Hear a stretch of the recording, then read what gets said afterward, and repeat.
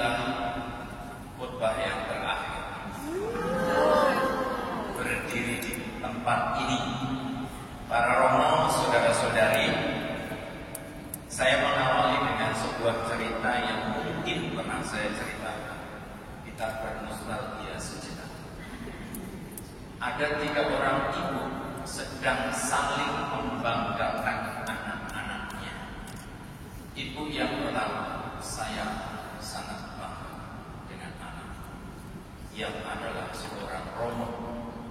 Semua orang memanggil dia yang terhormat romo bla bla bla. Ibu yang kedua tidak mau kalah. Aku lebih bangga karena anakku seorang uskup.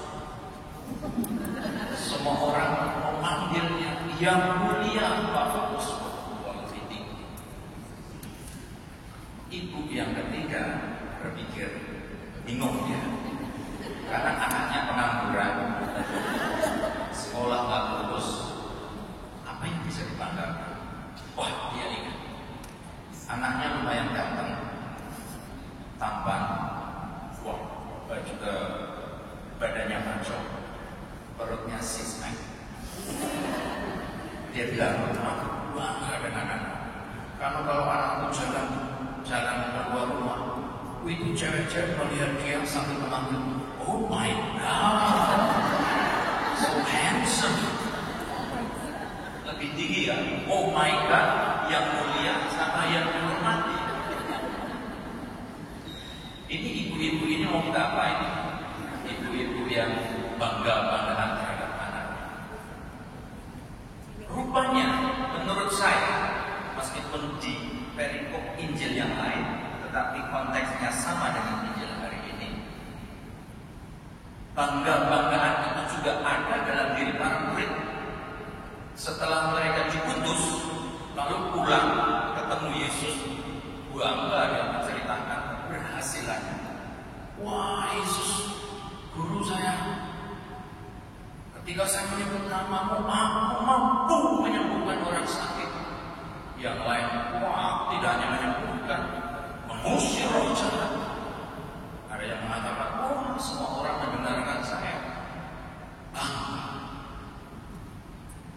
Karena begitu bangganya, maka kata-kata Yesus hari ini, marilah kita menyendiri ke tempat yang terpencil untuk beristirahat.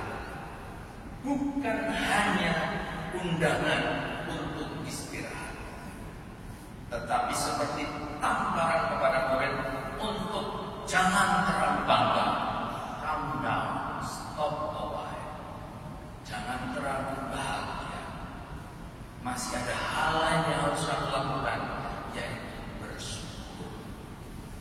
Pergi ke tempat yang sepi, berdoa, bersyukur pada Tuhan yang telah memberikan kekuatan. Juga merupakan tamparan kepada para murid untuk tidak kemudian menjadi sombong, tetap humble, tetap rendah hati, tetap menyadari bahwa apa yang dia lakukan melulu karena rahmat Tuhan, bukan karena kekuatan manusia. Maka untuk kasus saya sebetulnya agak salah tingkah atau bingung ketika ada orang mengatakan selamat, congratulations, sekarang jadi Dewan Jenderal. Itu kayak dalam film G30 SPKI, Dewan Jenderal. Secara manusiawi mungkin itu kayak promosi, kayak naik tingkat. Tetapi saya harus membuang jauh-jauh pikiran itu. Sebagai seorang romo, itu bukan karir. Maka sebetulnya bukan congratulations, ikut berduka cita. Karena tanggung jawab saya lebih besar, konsekuensi moralnya lebih besar. Paling tidak ngomong saru aja nggak boleh saja. sekedar ngomong saru aja nggak boleh karena akan dilihat. Maka tidak ada kata yang lain kecuali saya sebetulnya ingin pergi ke tempat yang sepi, berdoa dan bersyukur, bukan berpesta. Tetapi karena teman-teman mau bersama saya, maka ini bukan pesta perpisahan, tetapi saya mengundang teman-teman untuk mendoakan dan juga romo yang lain agar kami senantiasa dimampukan untuk tetap rendah, tetap menjejakkan kaki ke bumi. Lalu yang kedua, sebagai syarat untuk menjadi gembala yang baik, selain undangan untuk tampil rendah, yaitu undangan seperti yang diceritakan dalam Injil hari ini. Tidak bisa istirahat Yesus dan para murid, makan pun tidak sempat, tetapi Yesus tetap melayani mereka dengan apa?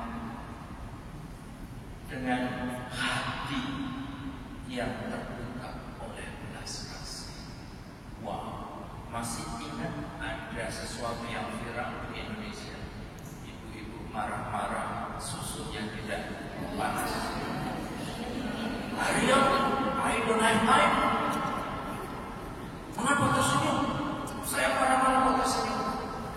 Justru saya bangga dengan pelayan minimarket tersebut. Meskipun dimarahi masih tersenyum. Nah, maka tersenyum itu semoga tidak mentertawakan orang yang marah-marah itu, tetapi sebagai upaya untuk tetap melayani orang-orang yang meskipun jengkel, nyebelin, tapi masih bisa tersenyum dengan hati yang terbuka untuk melayani. Semoga itu juga ada dalam diri teman-teman, karena panggilan untuk menjadi gembala bukan hanya bagi kami, tetapi kalian semua diundang untuk menjadi gembala, at least paling tidak untuk keluarga atau lingkungan kita masing-masing. Sekali lagi saya mohon doanya, karena menjadi ketua PPLN itu keputusan gila, tapi masih ringan sebetulnya, masih ringan dibandingkan dengan tugas perutusan yang akan saya emban. Maka doa, kekuatan iman dari teman-teman saya semoga memampukan saya menjalani tugas sebaik-baiknya dalam kesetiaan, sukacita, tetap tersenyum dan hati terbuka. Terima kasih, Tuhan memberkati.